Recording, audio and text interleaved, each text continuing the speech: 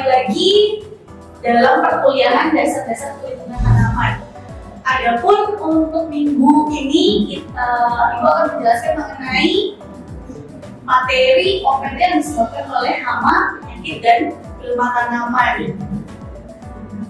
Oke, kita langsung masuk ke materi. Jadi sebenarnya apa yang harus Anda lakukan gitu ya bila menjumpai tanaman atau tanaman yang sakit atau rusak gitu ya. Nah, yang pertama adalah kita harus mengetahui dulu dan meneliti gejala kerusakan, apakah itu karena tanaman sakit atau karena memang pertumbuhannya yang tidak normal. Jadi yang pertama kita lakukan adalah kita harus mengetahui dan meneliti gitu ya. Tanaman ini disebabkan oleh apa? Memang abnormal kah atau karena serangan dari OPT? Lalu bagaimana yang kedua? Yang kedua adalah kita tentukan dari faktor penyebab gejala kerusakannya. Apakah itu karena hama, apakah karena penyakit, atau karena gulma dan kekurangan atau kelebihan unsur hara. Nah, bagaimana caranya? Caranya kalau misalnya hama, penyakit, gulma atau kekurangan dan kelebihan unsur hara, ada dua yang harus kita ketahui.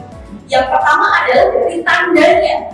Tanda adalah sisa kotoran yang ditinggalkan oleh OPT-nya. Jadi kalau misalnya dari hama, pasti kita ketahui ada telur gitu ya, ataupun hama yang memang berada pada pertanaman tersebut. Lalu bagaimana kalau misalnya serangan itu ditimbulkan oleh penyakit?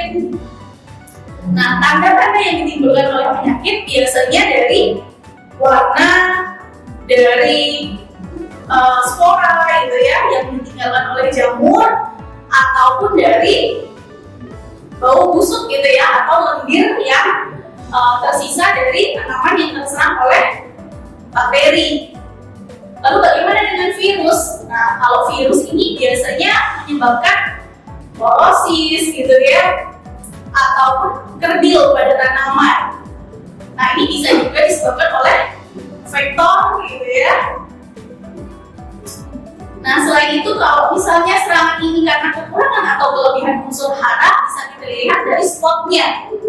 Nah, biasanya serangan OPT ini adalah berspot-spot gitu ya, karena serangannya biasanya tidak menyeluruh, berbeda dengan serangan yang ditimbulkan oleh kelebihan ataupun kekurangan unsur hara. Biasanya adalah cakupannya luas dan dia tidak berspot-spot tadi. Lalu selanjutnya kita berlanjut pada yang ketiga. Bila karena hama, maka kita harus mencari individu ini berada pada siklus apa atau instar berapakah yang ada pada pertanaman, karena masing-masing dari hama dia memiliki siklus hidup. Nah, pada siklus hidup apa dia menyebabkan serangan gitu ya, apakah pada siklus nimfanya atau instar 1 sampai ke 3 ataupun pada fase dewasa. Ini harus kita ketahui, dan kita ketahui juga sejauh mana serangan yang ditimbulkan dari masing-masing instar atau fase dari hama tersebut. Lalu yang keempat adalah tetapkan nama kelompok, jenis spesies, ataupun nama umum dan nama daerah.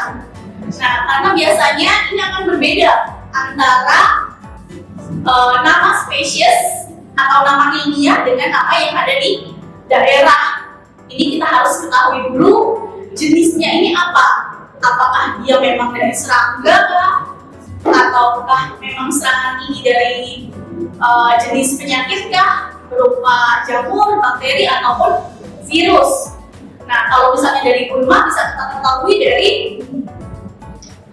memang tanaman-tanaman yang tidak diinginkan keberadaannya karena memang berada di sekitar pertanaman yang dibudidayakan. Jadi harus kita ketahui jenisnya, baru nanti kita bisa mengetahui proses pengendalian dari masing-masing OPT.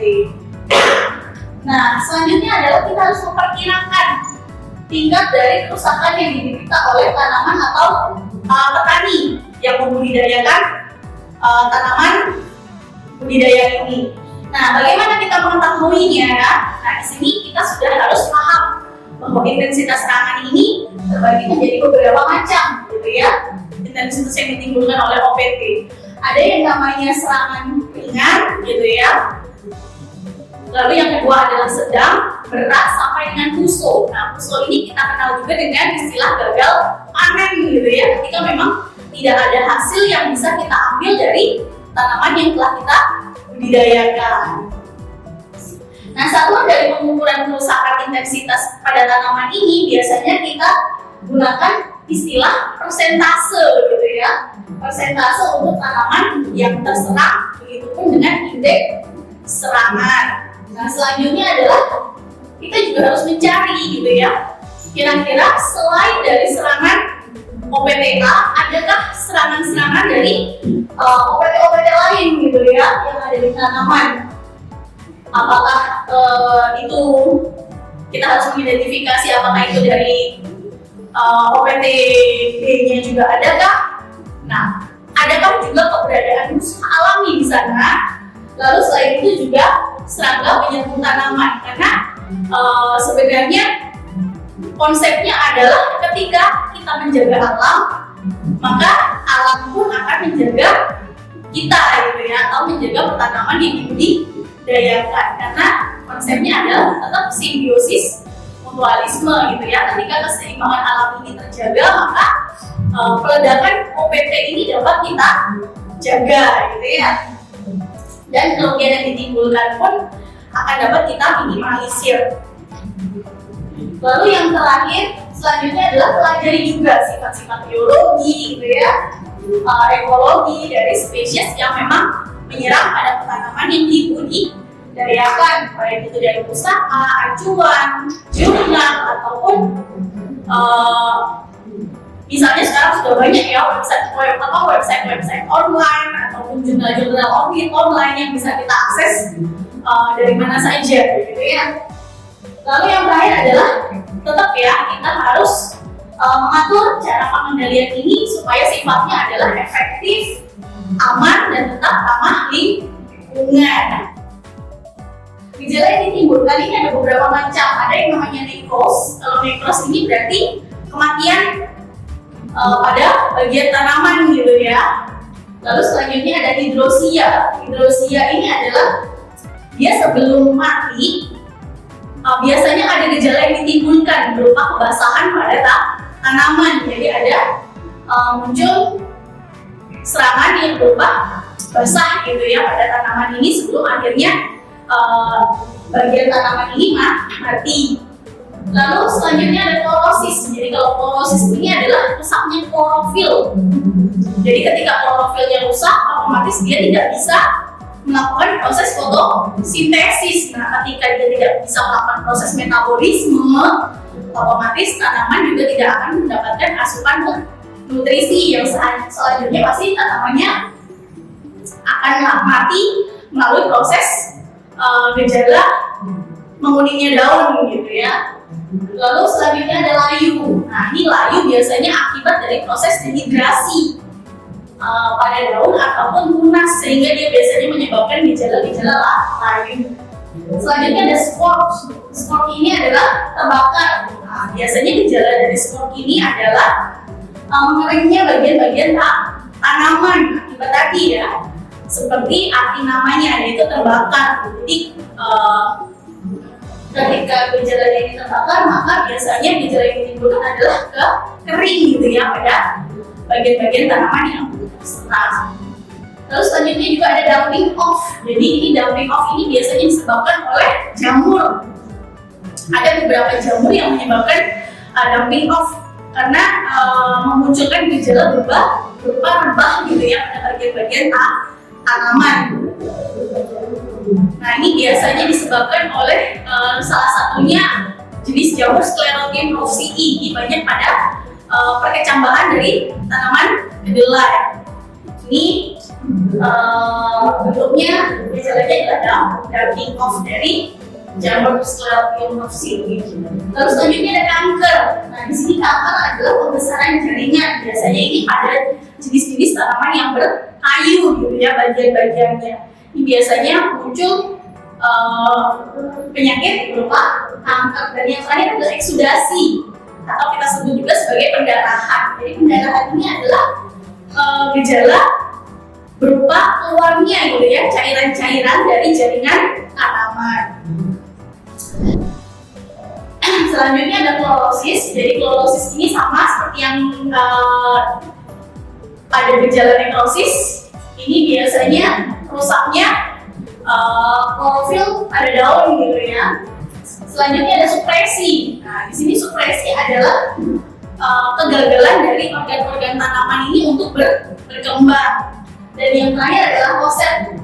Nah, roset ini adalah penghambatan dari pertumbuhan ruas daun. Ini kita sebut dengan roset. Jadi untuk yang hemoplasis atau penghambatan pertumbuhan tanaman ini kita bagi menjadi beberapa gejala. Ada atrofi, klorosis, supresi, dan yang terakhir adalah roset. Lalu yang kedua ada sesisia, di mana terjadi pembengkakan pada daerah-daerah sel, organ atau jaringan pada tanaman. Lalu selanjutnya ada erinos. Erinos adalah trikoma atau bulu-bulu daun. Ini bentuknya menjadi berbeda gitu ya pada keadaan normal. Selanjutnya ada kudis. Kudis ini adalah bercak kasar, terbatas dan agak menonjol. Jadi biasanya di daun ini seperti ada benjolan-benjolan gitu ya, atau kita sebut sebagai tadi ya kudis gitu ya.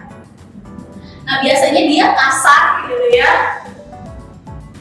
benjolannya ini. Nah biasanya juga serangannya terbatas, biasanya ada pada bagian menyerang pada bagian daun ataupun bagian batang.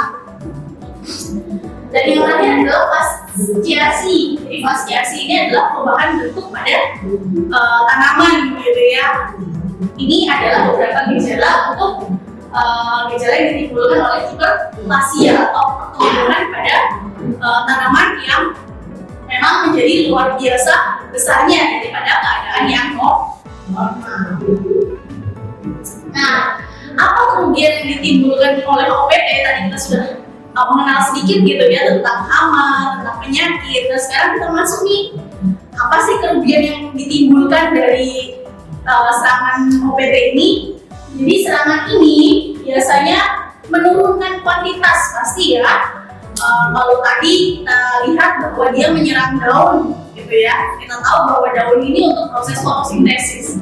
Nah ketika proses fotosintesisnya ini terganggu, otomatis produksinya ini tidak akan sama lagi gitu ya dengan keadaan yang normal karena metabolisme dari tanaman tadi terganggu. Oke, selain dari kuantitas bisa juga menurunkan kualitas gitu ya, karena tadi tanamannya ini sudah nggak normal, otomatis hasilnya pun tidak akan bisa normal gitu ya, entah itu ukurannya yang lebih kecil ataupun serangan-serangan dari OPT yang ada pada produksi yang dihasilkan gitu ya. Ini nantinya akan menurunkan kualitas atau mutu hasil dari produksi tanaman yang dibudidayakan. Lalu selanjutnya ada namanya kerusakan pasca panen. Nah, kerusakan pasca panen ini biasanya terkait pada proses penyimpanan, pengangkutan gitu ya. Ini biasanya menimbulkan OPT-OPT yang kita sebut juga dengan OPT pasca panen. Bisa itu berupa hama ataupun penyakit. Ini banyak menyerang pada berbagai tanaman yang dibudidayakan. Dan yang terakhir adalah pastinya akan menambah biaya dari proses pengendalian OPT-nya. Jadi ini adalah beberapa kerugian yang diakibatkan oleh OPT. Nah ini adalah konsep timbulnya dari penyakit tanaman. Timbulnya penyakit tanaman ini adalah apabila ada keterkaitan antara tanaman, patogen, dan lingkungan gitu ya, ketersinggungan. Jadi ketika ekosistem di alam ini berubah, ini akan menyebabkan OPT ini ada atau muncul gitu ya. Ini konsep dari segitiga penyakit gitu ya. Harus ada tanamannya, harus ada patogennya, dan harus ada lingkungan yang mendukung gitu ya. penyebab penyakit tadi sudah kita sampaikan di awal. Kalau untuk penyakit kita bagi menjadi beberapa macam, ada cendawan atau jamur, lalu ada bakteri, ada virus, dan yang terakhir adalah demikian materi yang bisa Ibu sampaikan pada kesempatan kali ini. Kurang lebihnya Ibu mohon maaf. Wassalamualaikum warahmatullahi wabarakatuh.